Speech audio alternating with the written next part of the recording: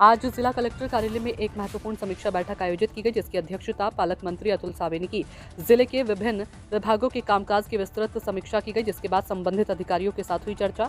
बैठक के दौरान बुनियादी ढांचे विकास कार्यों, प्रशासनिक दक्षता और लंबित परियोजनाओं के संबंध में गहन चर्चाएं हुई। संरक्षक मंत्री ने अधिकारियों को विभिन्न सरकारी योजनाओं के क्रियान्वयन में तेजी लाने के निर्देश दिए।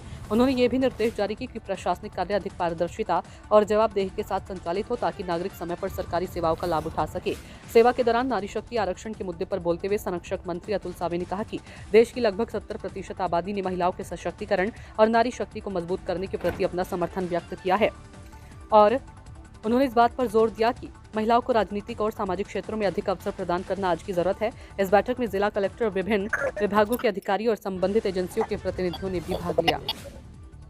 जिल्ह्याच्या विविध विभागाच्या बैठका आम्ही घेतल्या। त्यामागचा असं आहे की मागे थोडंसं लॉ अँड ऑर्डरचा इश्यू झाला होता, पण आता सगळ्या प्रिकॉशनरी मेजर्स सगळ्या घेतलेल्या आहेत, जे पुढच्या काळामध्ये कुठल्याही प्रकारचा गुन्हा घडू नये आणि त्याकरता जे काय लागणाऱ्या सुविधा किंवा आहेत त्याच्यावरती आम्ही चर्चा केली। सगळ्या डिपार्टमेंटच्या अधिकाऱ्यांनी सांगितलं की पुन्हा हे घडू नये याकरता काळजी घेतली पाहिजे आणि सगळ्यांचा आढावा घेऊन त्याची चर्चा केली। त्याचप्रमाणे आनंद रस्त्याचा पण विषय होता, तोही आम्ही आणि अनेक सगळ्या विषयांवर आज चर्चा करून नांदेडच्या विकासामध्ये पुढच्या काळामध्ये कुठल्या प्रकारची बाधा येऊ नये याकरता सगळी आज आम्ही आढावा बैठक केली।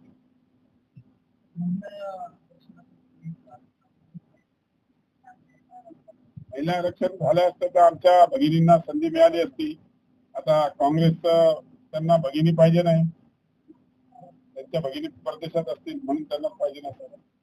काँग्रेसची आणि भगिनींना 33% आरक्षण मिळावं असं सर्व देशात म्हणजे नागरिकांची इच्छा आहे। की ज्यावेळेस नागरिक पोल घेतला होता तर 70% लोकांनी महिला आरक्षण मिळावं असं सगळ्या टीव्ही चॅनलने दाखवलं।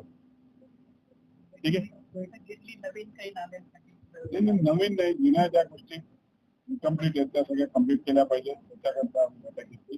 आणि मी सांगितलं जसं मध्ये थोडासा लॉ अँड ऑर्डर इश्यू झाला होता, त्याकरता काही इश्यू त्याच्यावर आम्ही पोलीस डिपार्टमेंटच्या सगळ्या अधिकाऱ्यांबरोबर त्यांच्या काही अडचणी असतील काय असतील त्या सगळ्या आम्ही समजून घेतलेल्या आहेत आणि पुढच्या काळामध्ये नांदेड शहर शांत आणि चांगलं विकसित शहर होईल याकरता